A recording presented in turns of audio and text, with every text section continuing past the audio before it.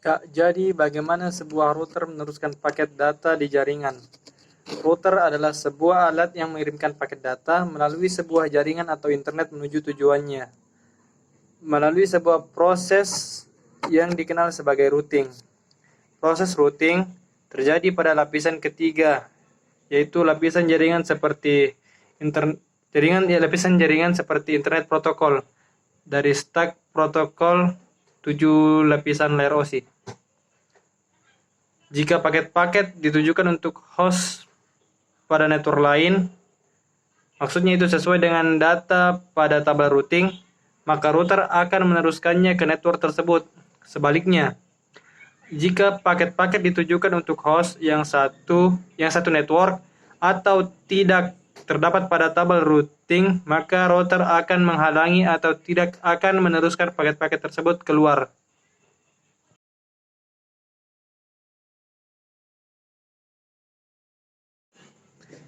Jadi, bagaimana router menentukan jalur terbaik untuk meneruskan paket data di jaringan?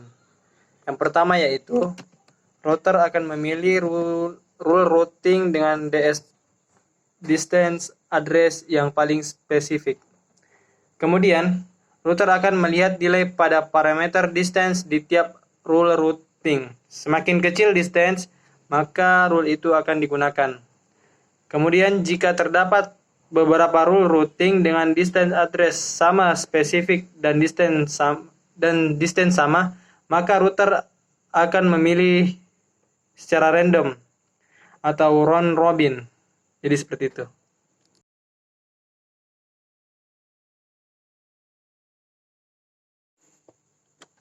Ya, jadi bagaimana struktur dari routing table dan routing table tersebut digunakan oleh router sebagai penentu arah routing paket data. Jadi, tabel routing adalah tabel yang memuat seluruh informasi IP address dari interface router yang lain, sehingga router yang satu dengan router lainnya bisa berkomunikasi. Routing table hanya memberikan informasi, sedang routing algoritma yang menganalisa dan mengatur routing table.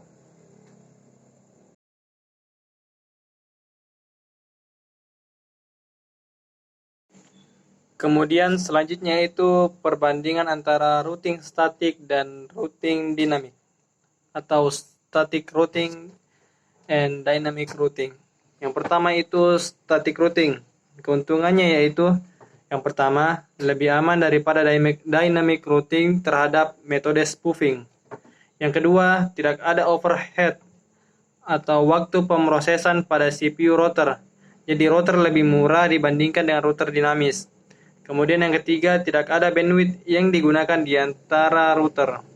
Terus yang keempat, routing statis menambah keamanan karena administrator dapat memilih untuk mengisikan akses routing ke jaringan tertentu saja.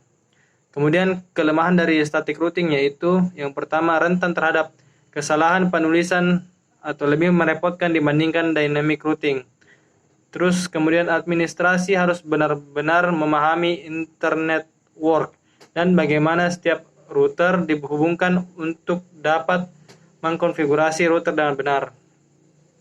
Kemudian, jika network ditambahkan ke internet network, administrasi harus menambahkan sebuah route ke semua router secara manual. Kemudian yaitu dynamic routing. Jadi kelebihan dari dynamic routing yaitu hanya mengenalkan alamat network yang terhubung langsung dengan routernya. Terus yang kedua, tidak perlu mengetahui semua alamat network yang ada. Kemudian bila terjadi penambahan suatu network baru yang tidak perlu semua router mengkonfigurasi, hanya router-router yang berkaitan. Kemudian yang keempat, lebih mudah untuk mengatur network yang besar. Akan memilih jalur lain yang ada bila suatu jalur rusak. Kemudian kekurangan dari routing dinamis yaitu, 1. Beban kerja router yang lebih berat karena selalu memperbarui IP table pada tiap waktu tertentu. Kemudian kecepatan pengenalan network terbilang lama karena router membroadcast ke semua router hingga ada yang cocok. Kemudian yang ketiga, setelah konfigurasi harus menunggu beberapa saat agar setiap router mendapat semua alamat IP yang ada.